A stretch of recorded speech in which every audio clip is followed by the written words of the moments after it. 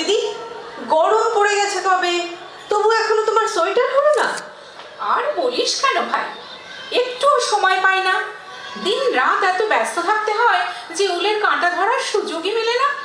স্রেফ ছেলেকে স্কুলে পৌঁছে দিতে এসে একটু যা মন দিয়ে বলতে পারি। আমার রন্টির সময় যতক্ষণ স্কুলে থাকে ততক্ষণ এই বাইরে বসে তোদের সঙ্গে দেখা সাক্ষাৎ হয়, গল্প গুজবও হয়, আবার বোনাও হয়। তা সেই সময়টাও তো কম নয়।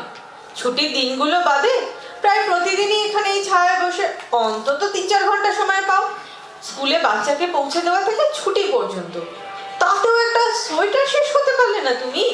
আহারে, আমি কি সব সময় বলছি? তোদের সঙ্গে আড্ডাটাও তো দিচ্ছি। কিরে, দিচ্ছি না? বোনাটা আর হচ্ছে কই? তার মানে তোমার পঞ্চবার্ষিকী পরিকল্পনা একটা সোয়েটার শেষ হতে পাক্কা 5টি বছর। আমার মতো দিনরাত যদি তোদের ব্যস্ত থাকতে হতো না, তবে বুঝদিস। কি এমন তোমার ব্যস্ততা দীপ্তিদি? তোমাকে তো আমার মতো রোজ 10টা-5টার অফিসও করতে হয় না, করো তো সে ঘরের কাজ। তাও তো শুনি ঝিচা করেই সব কাজ করে, তোমাকে তো কুটোটিও নাড়তে হয় না। তার উপর তোমার স্বামী ব্যাংকের বিরাট বড় অফিসার, গাড়ি করে ছেলে নিয়ে স্কুলে আসা যাওয়া করো, তাতেও তোমার একটা সোয়েটার শেষ করার মতো সময় হয় না। আরে দূর দূর থেকে ওরকমই মনে হয় রে অর্চনা, ওরকমই মনে হয় তোদের দীপ্তিদির হাতে যেন অঢেল অবসর। কিন্তু আমার অবস্থায় পড়লে কাজের চাপে চোখে মুখে অন্ধকার দেখতিস। আহা, কি তোমার এত কাজ তাই তো বুঝছি না। মোটে তো একটাই ছেলে তোমার। হ্যাঁ, একটাই ছেলে, কিন্তু সেই ছেলেকে সামলানোর চেয়ে গান্ধারীর মতো শতপুত্রের জননী হওয়া সোজা। গান্ধারীকেও 100টা ছেলে নিয়ে যে হ্যাপা পোয়াতে হয়নি, আমার রন্টিকে নিয়ে তার চেয়ে অনেক বেশি ঝামেলা পোয়াতে হয়। বুঝলি রে অর্চনা? বাজে কথা বলো না দীপ্তিদি, তোমার রন্টি তো খুব শান্তশিষ্ট ছেলে। পড়তে আমার পিঙ্কির পাল্লায় তো বুঝতে, অমন বাজে বজ্জাত মেয়েকে নিয়ে আমাকে যে কি হিমশিম খেতে হয়। তার উপর আবার আছে পিঙ্কির ভাইটা। তা এত সব ঝক্কি সামলেও আমি তো অফিস করছি, সংসারের কাজ করছি, এমনকি পিঙ্কির বাবা যেমন ঠিক সময় সোয়েটারও বুনে দিচ্ছি। আর তুমি কিনা রন্টির মতো একটা এত ভালো, এত মিষ্টি স্বভাবের ছেলে নিয়েই না যে ভালো। আরে অত ভালো ভালো করিস না তো অর্চনা, তোরা তো শুধু ভালোটুকু দেখেই খালাস। বাহ, ভালো নয়? কত ভালো রেজাল্ট করে বলো তো তোমার রন্টি, সবেতেই তো ক পায়। আরে কি করে যে ভালো রেজাল্ট করে তা তো আর দেখিস না। ওকে ভালো রেজাল্ট করাতে গিয়ে আমার রাতের ঘুম ঘুচে যায়। কিছুতেই পড়ার বই পড়বে না ছেলে। দিন রাত বসে বসে শুধু ভিডিওতে হিম্যান, স্পাইডারম্যান এসবের ছবি দেখবে। সারাটা দিন ওর পেছনে ঘুরতে ঘুরতে আমার দম ফুরিয়ে যায়। ভালো রেজাল্ট এমনি হয় না রে অর্চনা, আমার প্রাণ বেরিয়ে যায় ওই রেজাল্ট বের করতে। ও দিদিমণিরা, আজকে আর তোমাদের বেশিক্ষণ বসতে হবে না। এই পিরিয়ডটা শেষ হলে স্কুল ছুটি হয়ে যাবে, তোমরাও তাড়াতাড়ি বাচ্চা নিয়ে ঘরে ফিরতে পারবে। কেন শোভা মাসি, হঠাৎ ছুটি হবে কেন? কি জানি বাবু, হেড দিদিমণি বলে দিলেন কে যেন মারা গেছে, তাই আজ আগেই ছুটি হয়ে যাবে। কে আবার মারা যাবে? সকালে বেরোনোর সময় কাগজের হেডিংগুলো তো সব দেখে এলাম, কই কারো তো মারা টারা যাবার খবর বেরোয়নি। কোনো মন্ত্রী টন্ত্রী হবে নিশ্চয়ই। দাঁড়াও, আমি একটু অফিস ঘর থেকে খোঁজ নিয়ে আসি। যাক, অর্চনাটা সরে গেল। এখন আমি একটু শোভাকে ম্যানেজ করি। স্কুলের ঝি হলে কি হবে, ও অনেক ভেতরের খবর রাখে। তা শোভা, ও শোভা, যাচ্ছ কোথায়? বসো না একটু, দু একটা সুখ দুঃখের কথা কই। আমার সঙ্গে আবার কিসের কথা বৌদি? তোমরা বড় ঘরের মেয়ে, বড় মানুষের বউ, আমার সঙ্গে সুখ দুঃখের কথা বললে তোমাদের মান যাবে যে? ও বাবা, ইউ যদি কি ফোঁস করে, এখন আবার এদের মুখেও বল ফুটেছে। যাই হোক, অত কিছু দেখলে চলবে না। আমার রন্টির শোনার ইন্টারেস্ট সবার আগে।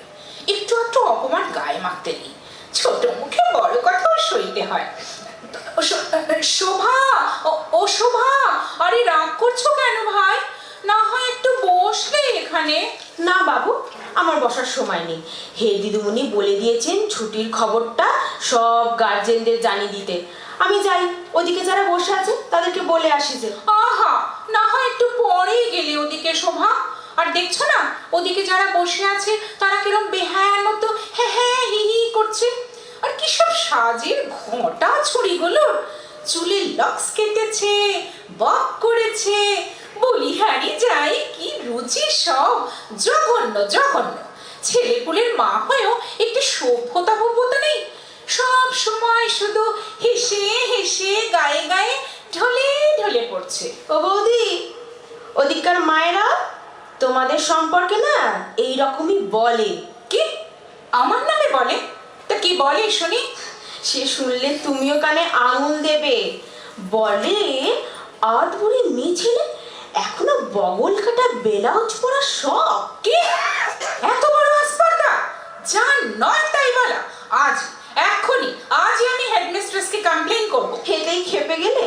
আরো বলে বলে কেলে হাড়ির মতন মুখে কেন যে এত রং মাখে। অসভ্য ছোট লোক কোথাকার। কি আমাকে বলছো? না না না না না না না শোভা, শোভা আমি তোমায় বলিনি, বলছি ওই হর জ্বালানি শয়তানিদের। আমি কি পড়বো না পড়বো তারে তোদের কেটে ছুরি? যত সব কুচুক করে মেয়ে ছেলে কথাকার, পরনিন্দা পরচর্চা ছাড়া কোনো কথা নেই। সে তো বাপু তোমরাও করো, তোমরা ওদের নামে ওরা তোমাদের নামে বলে। স্কুলে ছেলে মেয়ে পৌঁছে দিতে এসেও কিসের যে তো দলাদলি বুঝি নে বাপু। ও বাবা, এও দেখি উপদেশ দেয়। কালে কালে কত দেখবো স্কুলের ঝিও গার্জেনদের কথা শোনায়। কিন্তু না, রাগ করলে চলবে না, ওর পেট থেকে কথা বের করতেই হবে। তা শোভা, ও শোভা, হ্যাঁ গো শোভা, এবারে প্রকৃতি বিজ্ঞানের কোয়েশ্চেনটা কি করেছে জানো ভাই? কেন বৌদি, তার কাছে ছেলেকে বুঝি পড়তে দেবে? ওইটুকু বাচ্চার পেছনে কজনকে রাখবে বৌদি? অবশ্য তোমরা বলো তোমাদের কথাই আলাদা। এ দেখছি তখন থেকে ঠেস দিয়ে কথা বলে যাচ্ছে, আর মাথা ঠান্ডা রাখা যাচ্ছে না। কিন্তু একে চটালে আমার রন্টি সোনার ক্ষতি। শোভা, ও শোভা, বলো না ভাই, তোমরা তো অনেক খবরই রাখো। ক্লাস 3 প্রকৃতি বিজ্ঞানের কোয়েশ্চেনটা এখনো কিছু ঠিক হয়নি বৌদি, পরীক্ষা তো এখন অনেক দেরি আছে। ও দিদি, ও দিদি, শোনো শোনো শোনো, জেনে এলাম গো, ওই শিবশঙ্কর মিত্র না কে যেন মারা গেছে, রেডিওতে বলেছে। সে আবার কে? শুনলাম তো নাকি মস্ত বড় পণ্ডিত।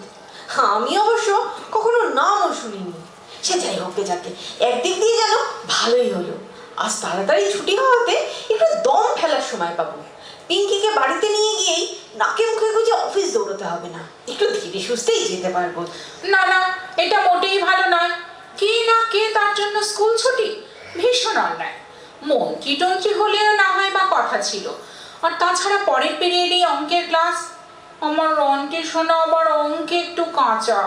ফার্স্ট টার্মিনালে হাইস্টের থেকে 2 নম্বর কম পেয়েছিল, আমি ভেতর থেকে জেনেছি।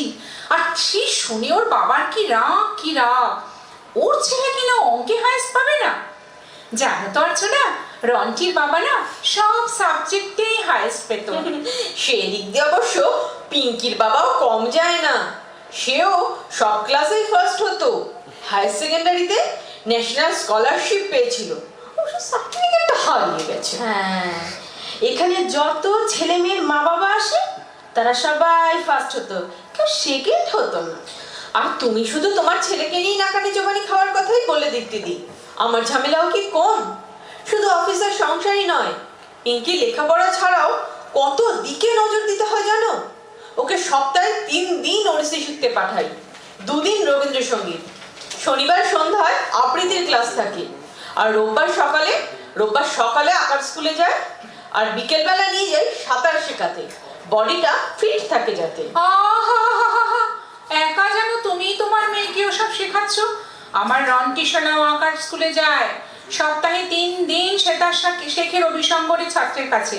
আর প্রতি রবিবার ভোরবেলা ময়দানে ফুটবল কোচিং নেয়, অবশ্য সেটা ওর বাবাই নিয়ে যায়। জানো অর্চনা, ভাবছি আসছে মাস থেকে ওকে গোর্কি সদরে দাবা শিখতেও পাঠাবো। আর তাছাড়া তোমার মেয়ে একার আবৃত্তি শেখে না, আমার রন্টিও শেখে। 4 জায়গায় ফার্স্ট প্রাইজ পেয়েছে।